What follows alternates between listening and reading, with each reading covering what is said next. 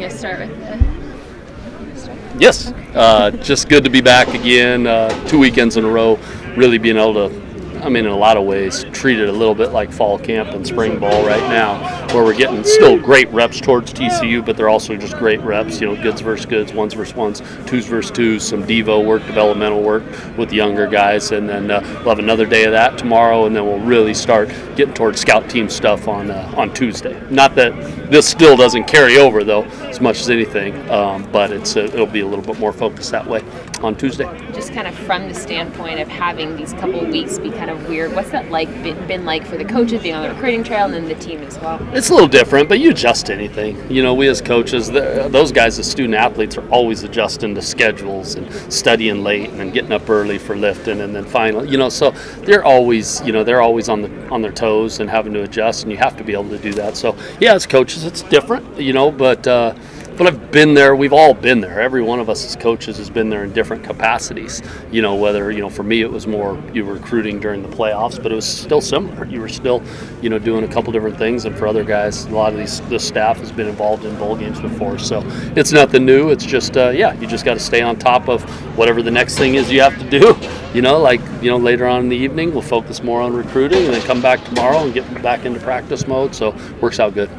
Something that two guys that Coach Wilcox have said have stood out these first few practices are Chris Brown and McAllen Castles. Yeah. What have those guys done now that they've gotten a few more reps these 2 weeks? You're just seeing them more and more. Just they're able to play at a faster pace because they're hearing just more acclimated with the offensive calls. And once you just continue to hear something and you're able to process it quicker, you don't have to translate it to your old language or this or that, and that's kind of how it goes a lot of times with first year guys.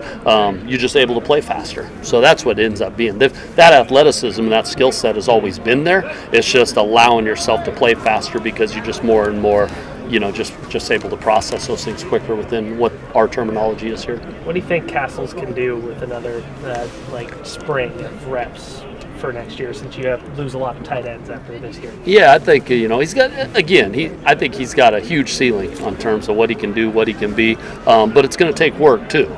Just because someone has talent or someone has the ability to do this, so he knows that. So that's the mindset of it. Is yes, there's a huge ceiling. Yes, there's something. I love coaching him, and I like what he can bring to the table. That's why we recruited him. That's why we're excited about him. But all the while, it's not just, I'm athletic, I'm skilled, I'm just going to stand out there and, go up against Pac-12 guys and have success. You got to work at it. So he just, so it'll be a good off season for him to really, dive into all the aspects of playing tight end at this level and what comes with that, so I'm excited about that. But yeah, there's definitely opportunities for any of our young guys at certain at every position, but definitely a position where everyone who's played this year is basically a senior. So it's definitely something where great opportunity ahead. With all the movement on the offensive line, just how important has Addy been for you guys? Oh, he's been a rock, just been stable and and now for a couple of years. So you just appreciate the leadership he brings in terms of knowledge, understanding. He knows exactly, what Coach Wood's thinking, what we want up front, and so he's able to be that captain, be that quarterback of the O-line on the field, no matter who's around him, whether it's interchangeable. He gets them, going in the right direction where we need to go. So it's great to have him. What have you seen from younger guys like Matt Cindric? Oh, he's done a great job. I'm excited about, just a lot of those young guys up front, too. Just like we talked about with Callie, there's a number of those guys that are going to have an opportunity to take another step. It takes, it's not just, but it's one of those things where it's a process. It doesn't just happen overnight because you have talent. It takes work. It takes getting reps against, Pac-12 level defensive guys, guys who are older, stronger, juniors and seniors in college at this level. So it takes some work, but I'm excited about what he's going to bring as well, along with a lot of those young guys. It's fun. These practices are fun that way. We saw a little bit of fun towards the end. Oh yeah, we did. That was a good time. That was you weren't a good time. Get out there and I used to do that. We used to do that once a year, and every coach had to do it. So. I might retire from that now, but I can't say no. If the coach happened to call me out, I'd have to go. I wouldn't turn it down. How's Chase Forrest doing in these early? Doing great. Yeah, doing great. He's been, again, kind of like you say with Addy. I know it a different way because Chase hasn't gotten the reps, but Chase has been a rock in terms of what he's brought to what, just the guys and just the attitude and the mindset and the leadership he brings even without playing snaps. It's he's the same guy. He's continuing to be that same guy, and he's, it's fun to see him get a few more reps in practice.